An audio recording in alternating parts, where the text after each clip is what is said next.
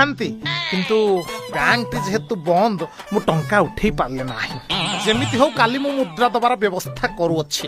ପିଇସା ତମ ପାଖରେ ଯଦି ଟଙ୍କା ନାହିଁ ତାହେଲେ ମତେ ଫୋନ ପେ କରିଦଉନ। ସେ ଇଏ କଥା କଣ କି ଫୋନ ପେ ଅଛି କିନ୍ତୁ ପେ ହଉନାହିଁ କାହିଁକି ନା ଆକାଉଣ୍ଟରେ ବାଲାନ୍ସ 77 ପଇସା। ନହେଲେ କଣ ମୁଁ ଦେଇ ଦେଇନଥାନ୍ତି। କାଲି ଯେମିତି ହଉ ମୁଁ ଦେଇଦେବି।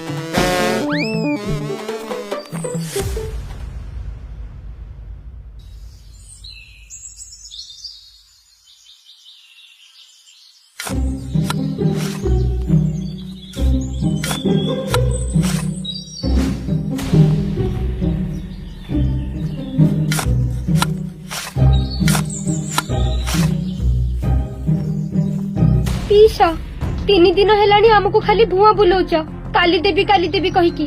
ତମେ ଆଜି ଆମ ଟଙ୍କାଟା ଦେଇଦିଅ, ଆମର ଟଙ୍କାର ବହୁତ ଆବଶ୍ୟକ ଅଛି।